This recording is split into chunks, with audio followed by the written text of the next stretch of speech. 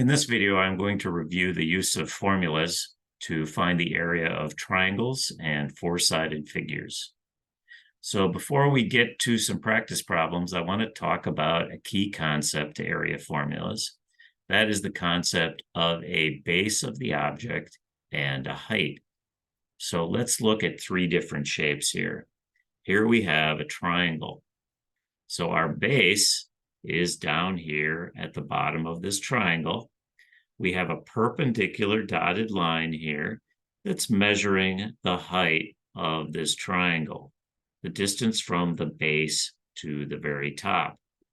And those are the two dimensions that we will need in order to find the area of a triangle. Likewise, here is a trapezoid.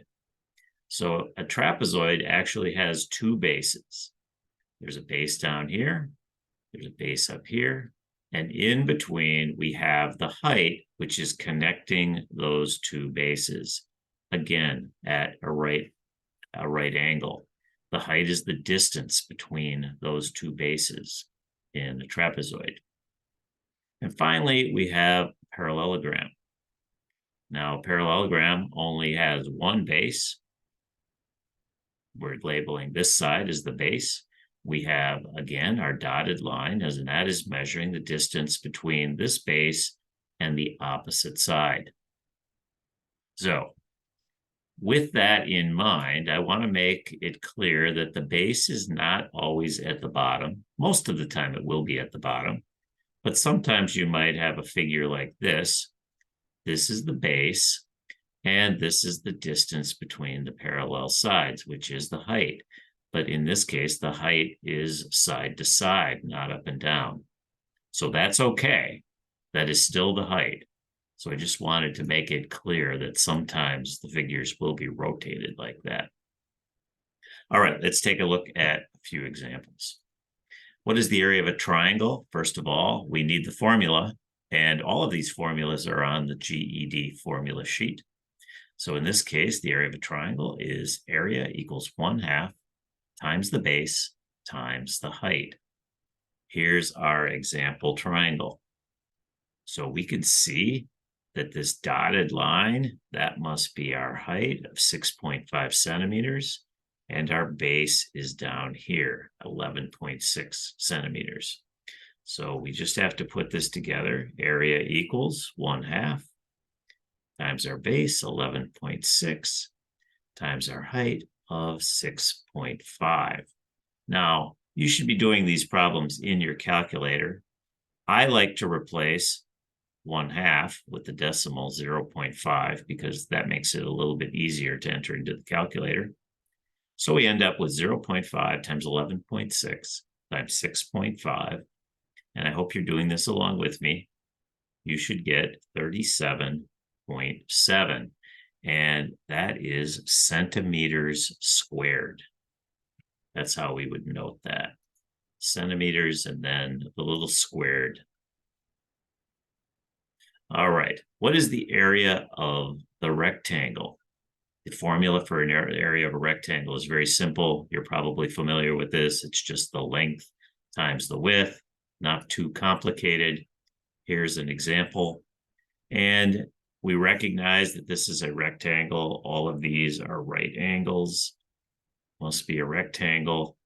And we just multiply those two dimensions together. And we don't have to worry about which one's the length and which one's the width. That's not important. We're just multiplying two numbers together. 20.4 times 9.5, which is 193.8. And our units are yards, so that is going to be yards squared or square yards. Could say it either way. All right, let's move on to a parallelogram. The formula for the area of a parallelogram is very simple. The area equals the base times the height. Looking at an example. Now, one thing that problems might try to do is trick you into using extra dimensions. So we only need a base and a height to calculate our area. This is a base, And this is our height, this one that's going at a right angle to it.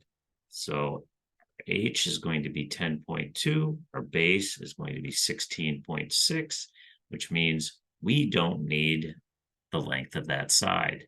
That's not necessary for us to calculate the area. Area equals our base of 16.6 times our height of 10.2.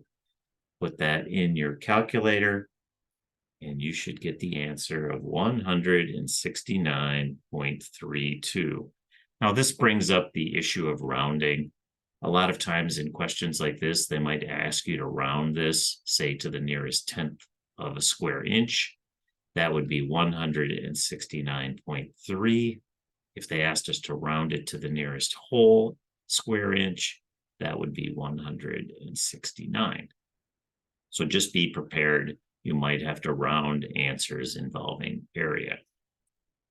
Okay, the last new shape is what is the area of a trapezoid? This may look like the most complicated formula, and it kind of is, but it's not too bad.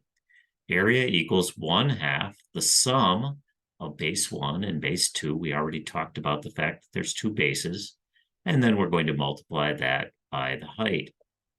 Let's take a look at our example. We got a lot of numbers here. Some of them we don't need. This is our base 1, and it doesn't matter which is base 1 and base 2 because we're just going to add them together. So we could say that's base 2, and this distance between the two is our height, which means we're not going to use that, and we're not going to use that. We just need these three numbers, base 1, base 2, and the height. So let's put it together. Area equals, and I'm immediately going to substitute 0.5 for 1/2 because I think that's easier. And then I'm going to add my two bases, 15.6 plus 11.4. And I encourage you to put this in the calculator exactly as I'm writing it, because that will help make sure that you get the right answer. When we plug that in, we should get an answer of exactly 135, and our units are feet, so we should be aware that this is square feet. So sometimes it will be written that way, SQFT. Other cases, it might be written like this, feet, and then the squared symbol. All right, I have included one kind of tricky problem. It involves a triangle. Let's take a look at it. So the reason that this problem is a little bit tricky is that for triangles, we're looking for the base and the height. Now, this is a right angle here. I should have included that in the picture, but we don't know the length of this side, which would be our height. That's how high this triangle is. So we need to figure that out before we can find the area. This goes back to the video and the practice about finding a missing side. So we could say that this is A, and this is C, our hypotenuse. And we could say that when we're trying to find one of the short sides, the formula that we used was B is equal to the square root of C squared minus A squared. Now, I may have written this before as A equals the square root of C squared minus B squared. It works either way. It's just that we're trying to find one of the missing sides. So we square the hypotenuse and we subtract the short side that we know. So in this case, it's going to be B is equal to the square root of 10 squared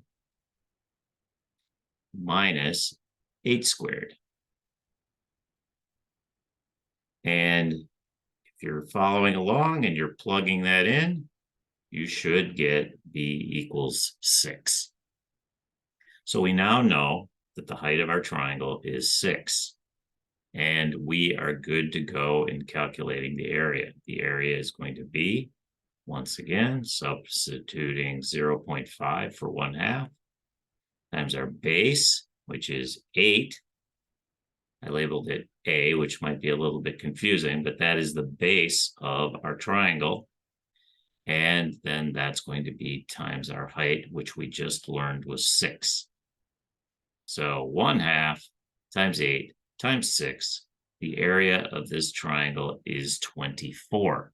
Now, we weren't given any units here. We don't know that these are inches or centimeters or feet. So we're just going to leave our answer. It's 24 square something. All right, that one's a little tricky, but I wanted to include at least one of those because these problems otherwise are pretty straightforward. So that's it for this video. It's time for some practice. Good luck.